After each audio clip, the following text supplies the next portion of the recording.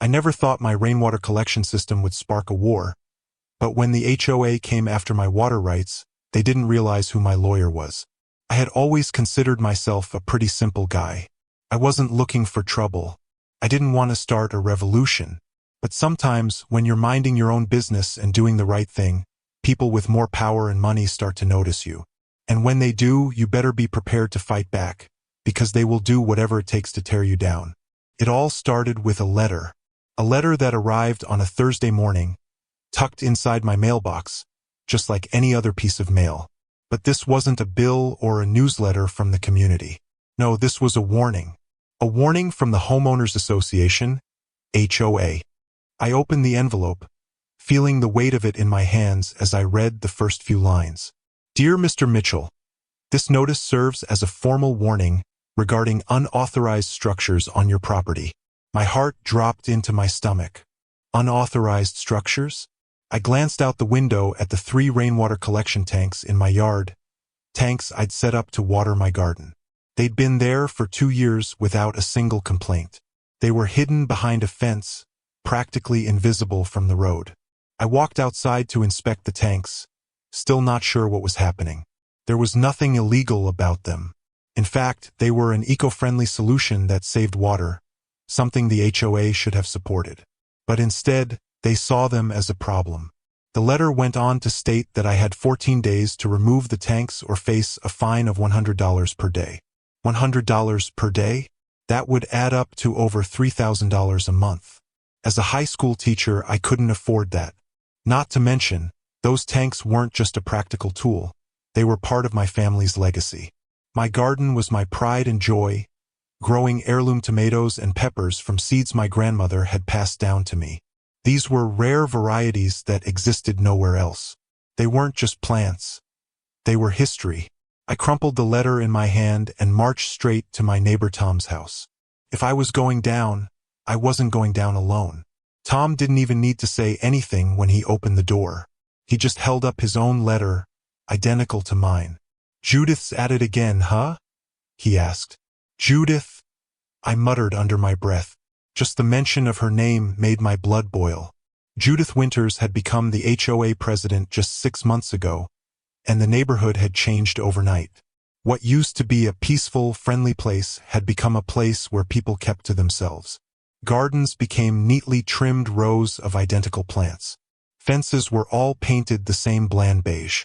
People stopped chatting in their front yards, afraid of being caught breaking one of her many ridiculous rules. This is crazy, I said, my voice rising with frustration. My tanks are behind a fence. No one can even see them from the street. And now they want to fine me for something that's perfectly legal. Tom looked out at his own yard, his expression grim. Doesn't matter, James. Judith's brother-in-law just started a landscaping business. Word is, they're targeting anyone with self-sufficient setups. Anything that can't be controlled or monitored. I stared at my tanks, still in disbelief. This isn't just about water anymore.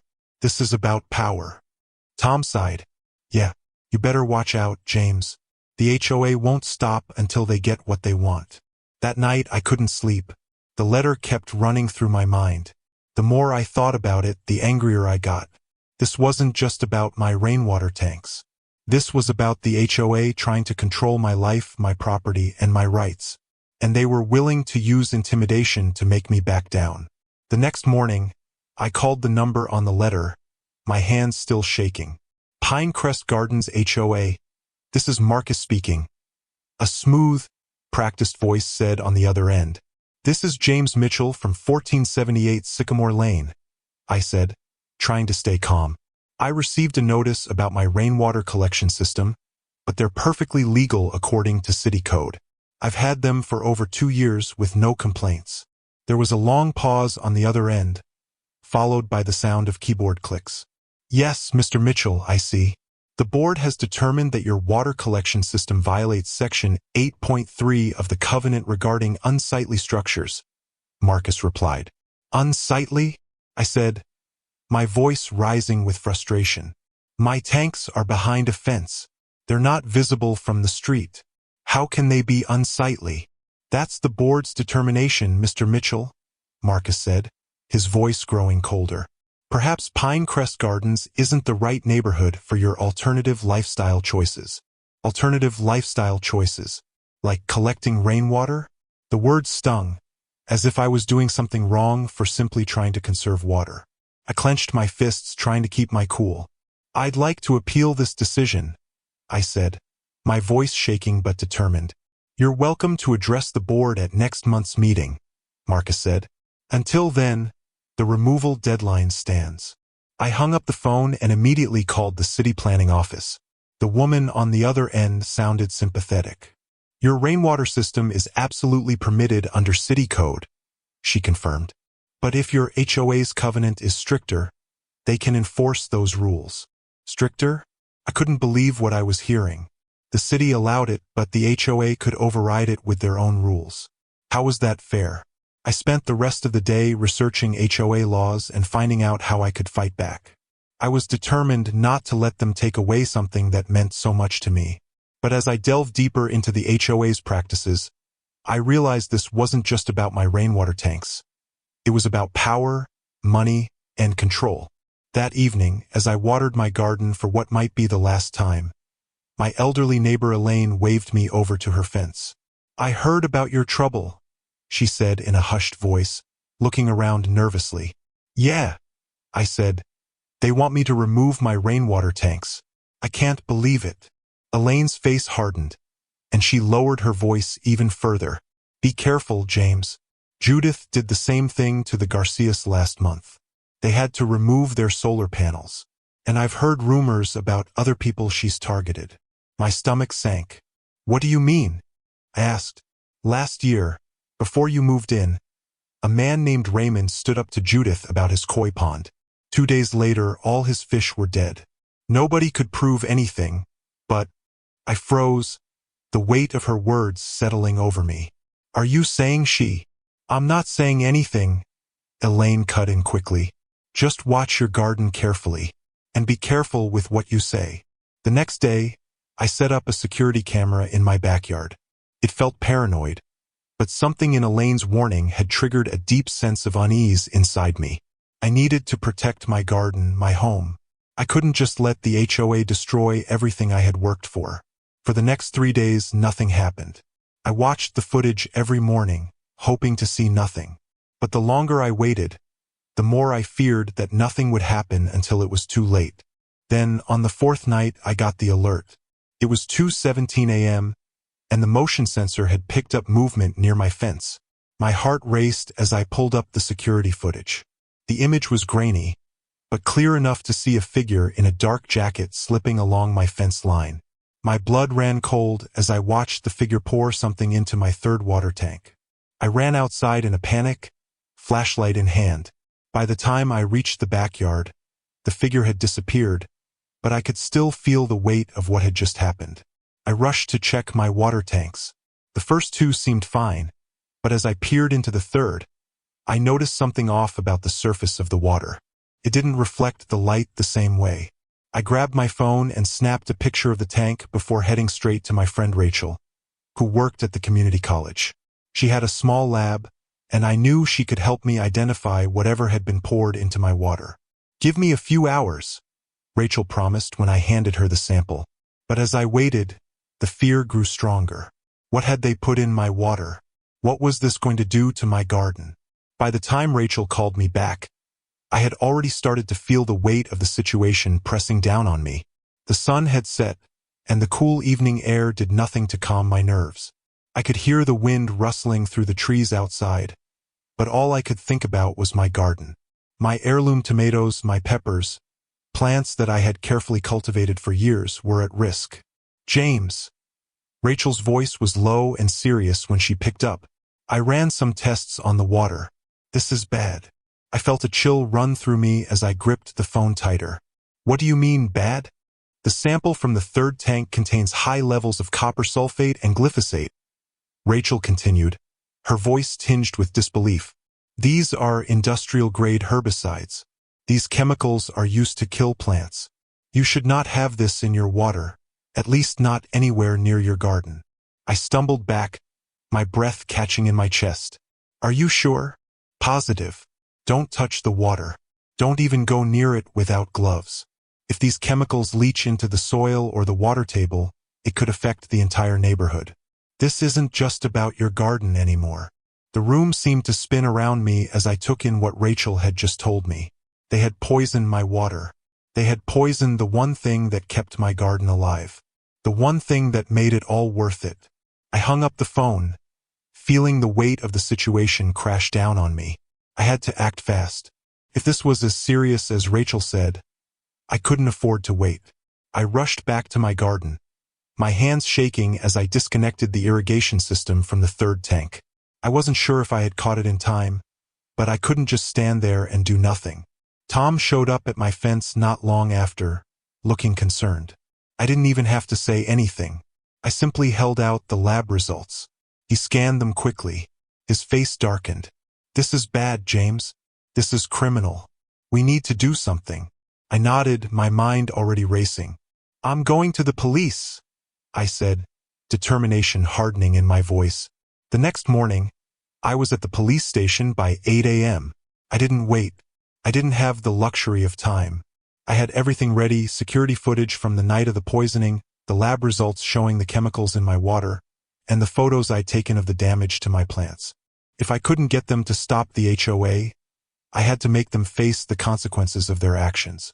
Officer Lopez, a middle-aged man with a tired face, sat across from me at the desk. He reviewed the evidence with a blank expression, but I could see the slight furrow in his brow as he scanned the video. "So, you're saying the HOA compliance officer poisoned your water tanks?" Officer Lopez asked, his voice neutral. "Yes," I said, leaning forward. "This is Marcus Jenkins. He works directly for Judith Winters. I have video proof of him poisoning my rainwater tanks with chemicals that are not only toxic to plants but could contaminate the water table." Officer Lopez sighed. "I understand you're upset, Mr. Mitchell, but these videos can be interpreted in different ways. Maybe Jenkins was treating standing water for mosquitoes. It's a public health service." I stared at him, unable to comprehend what he was saying. Public health service? He poisoned my garden. He destroyed my plants. He tried to destroy my life. And you're telling me this might just be an accident? Lopez leaned back in his chair. "Look, I can file a report, but I'm going to be straight with you. This is probably going to get classified as a civil dispute. It'll go to court, and there's a chance the DA won't even touch it." My stomach sank. "So, nothing's going to happen to them?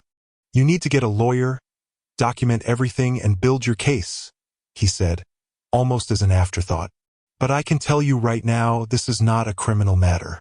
This is about property rights and HOA regulations." I was speechless. "So, someone can poison my property, and you're telling me there's nothing I can do?" Officer Lopez's expression softened. "Get a lawyer," he repeated. "That's your best shot." 6. The lawyer and the resistance. I walked out of the police station, my mind a whirl of frustration and disbelief. The system was stacked against me. The HOA had the power, the money, and the connections. And here I was, trying to fight back with nothing but a few photographs, some water samples, and a broken sense of hope. I sent Tom a text as I walked back to my car. "Police aren't going to help. It's a civil matter. I need a lawyer." Tom didn't reply right away. Instead, I got a call a few minutes later. It was from Dylan, my cousin. He was a lawyer specializing in property rights. "Hey, James," Dylan said, his voice calm and reassuring. "I heard what happened. I've gone over everything you sent me. This isn't just about water rights. It's about property damage, trespassing, and potentially environmental contamination. What the HOA did is illegal." I felt a spark of hope ignite inside me. "So, you're saying there's something we can do?" "Oh, absolutely. They've overstepped. I've got your back. We're going to take them down, James." For the first time since I got that letter, I felt a glimmer of hope. Maybe I wasn't alone in this fight. Maybe, just maybe, I had someone who could help me take on the HOA and win. As the days passed, I started to feel more prepared. Dylan and I began to build a case against the HOA.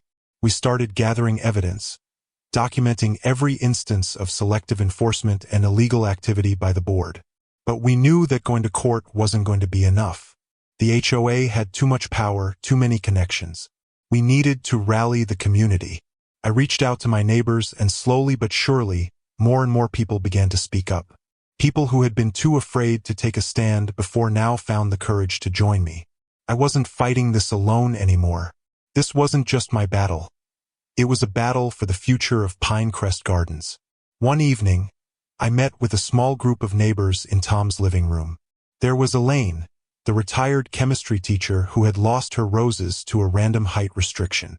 There was Maria, the woman who had lived in the neighborhood for over 30 years and had seen it all. And the Rodriguez family, who had been denied a permit to install a pool simply because it didn't fit Judith's aesthetic vision. "We need to stand together," Tom said, looking around at the group. "We can't let them keep doing this to us. We have to fight back." I nodded, feeling the weight of the situation but also a sense of pride. For the first time in weeks, I felt like we might actually stand a chance. The next morning, Dylan called me with a new piece of information. "James, I think we might have a way to hit them where it hurts. If we can prove that the HOA is overstepping its boundaries and trying to illegally take your property, specifically your rainwater tanks, we can force them to back down." I wasn't sure how it would all play out, but one thing was clear. We were about to go to war. Over the next few days, we put our plan into motion. Dylan helped me prepare all the legal documents, and we started collecting everything we could find: photos, emails, written records of selective enforcement, and of course the video footage. We were ready to fight. I also knew we couldn't take them down alone. We needed to gather more support from the community. So, I made the rounds, knocking on doors and talking to neighbors. The more people I spoke to, the more I realized how many of them had suffered in silence for years. They had been targeted by the HOA for things like garden height restrictions, fence changes, and even property maintenance standards. By the time we were ready to take the next step, we had dozens of signatures on a petition and a solid case. The neighbors were finally starting to come together. It was no longer just about me, it was about all of us. It wasn't long before we had everything in place. The legal papers were filed. The evidence had been gathered, and the community had come together in a way I hadn't expected.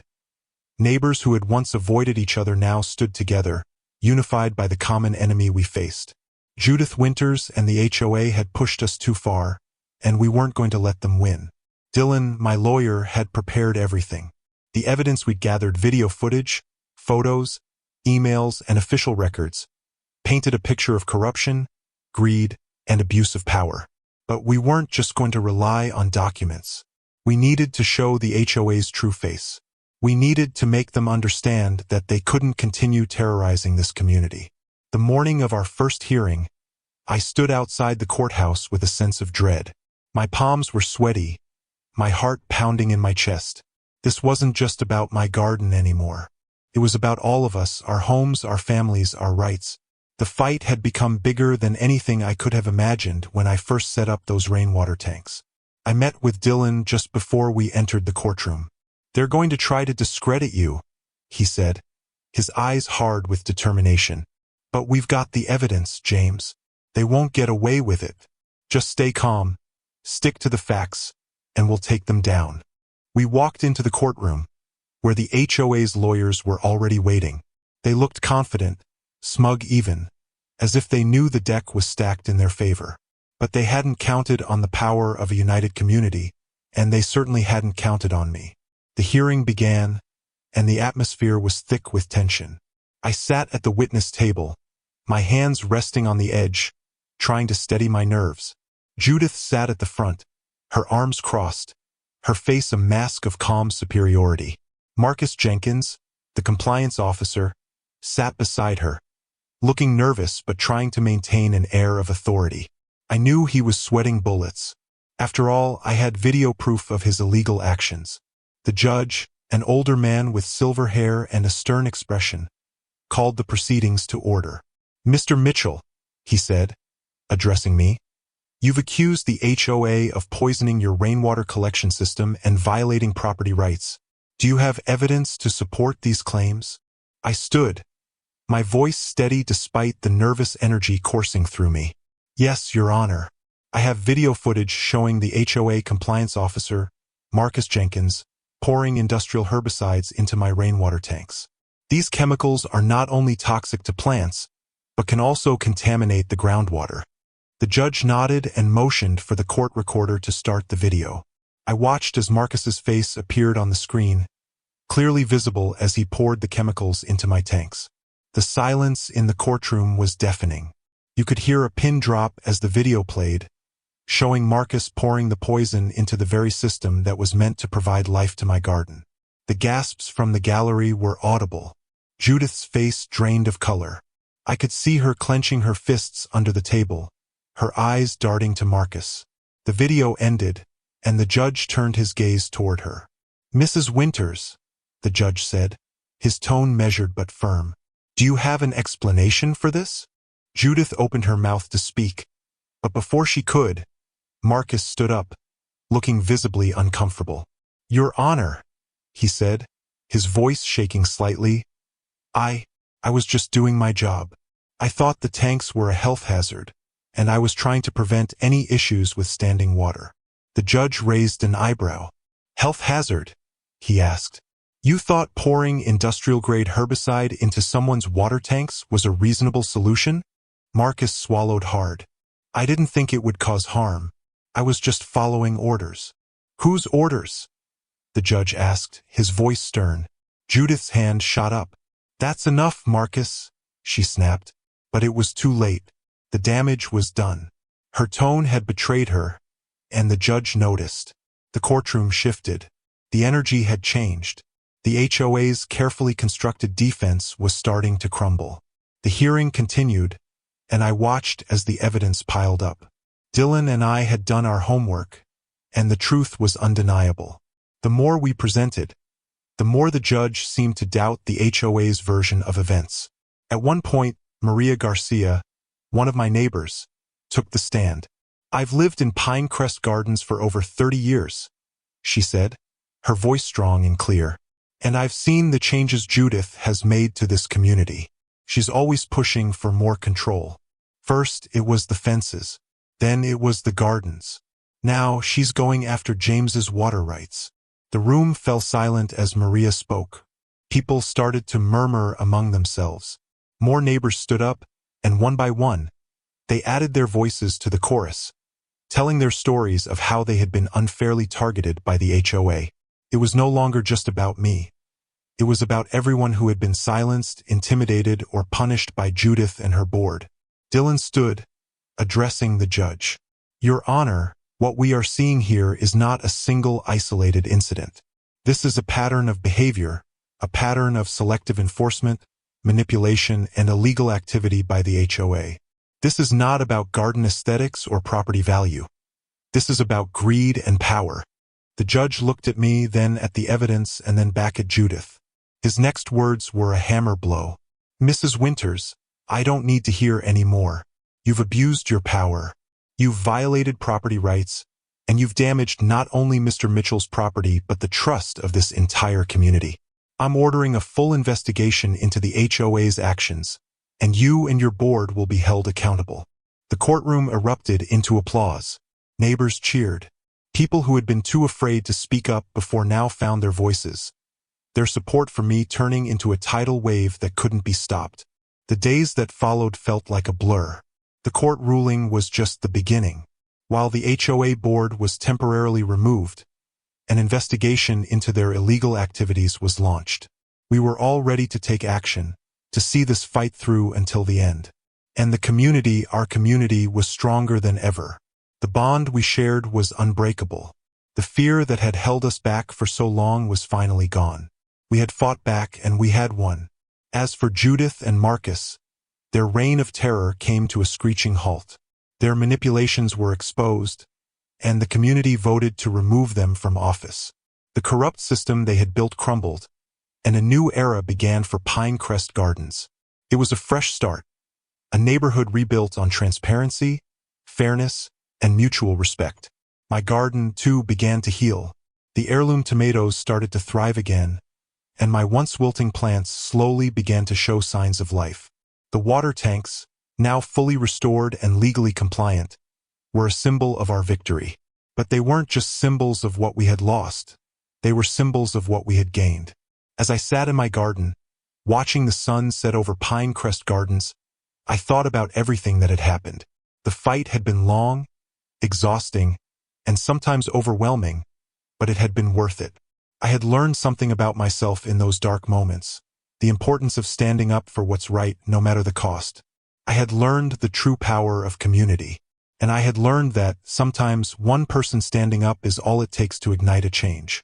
So, when the HOA tried to take my water rights, they didn't realize who they were up against. They thought they could intimidate me, scare me into submission, but they didn't know who my lawyer was. And they certainly didn't know the power of a community united in a common cause. And in the end, we all proved that no one, no matter how powerful they may seem, can take away what belongs to us. The days after the court ruling felt like a breath of fresh air. The air in Pinecrest Gardens wasn't just clearer. It felt lighter, too. For the first time in years, people were outside again, talking to each other, connecting over shared stories and experiences. The oppressive atmosphere Judith had created was gone. It was like someone had taken a heavy weight off the neighborhood's shoulders, and everyone could finally stand tall again. I watched the transformation from my front porch. The sound of children laughing and playing in yards, neighbors swapping gardening tips over the fence. It was a scene I had almost forgotten existed. Pinecrest Gardens was alive again, not just because the HOA had been dismantled, but because the people living here were reclaiming the community that had been taken from them.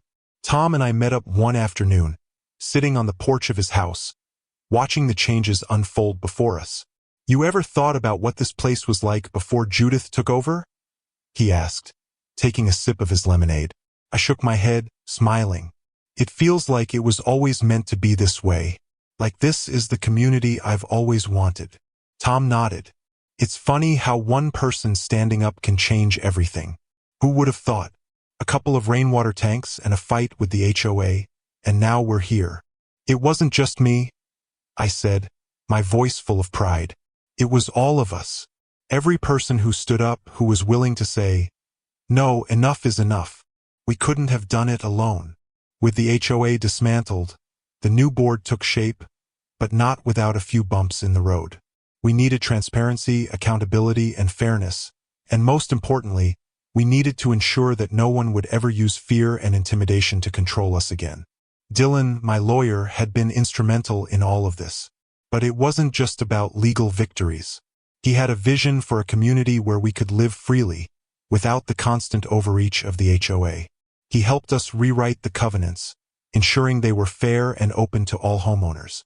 There would be no more secret meetings or backroom deals. The first official community meeting after the changes was held in the park. I walked in, my heart full of hope, looking around at the familiar faces, neighbors who had stood with me, who had believed in the power of community. The air was different now, lighter, freer. The meeting room was full, everyone sitting together as equals, ready to shape their own future. When it came time to vote on the new guidelines for the neighborhood, there was a sense of camaraderie I hadn't felt in years. People spoke up, offering suggestions, asking questions. There were no more whispers or fear of retribution. This was the neighborhood I had always dreamed of, where everyone's voice mattered. When the new board was officially elected, it wasn't a victory just for me. It was for everyone. The changes we had fought for were now permanent, and Pinecrest Gardens would no longer be a place of fear. It would be a place where we could grow together. As spring began to settle in, I found myself walking through my garden again. The heirloom tomatoes were thriving, the peppers were ripening, and the once wilting plants had found new life.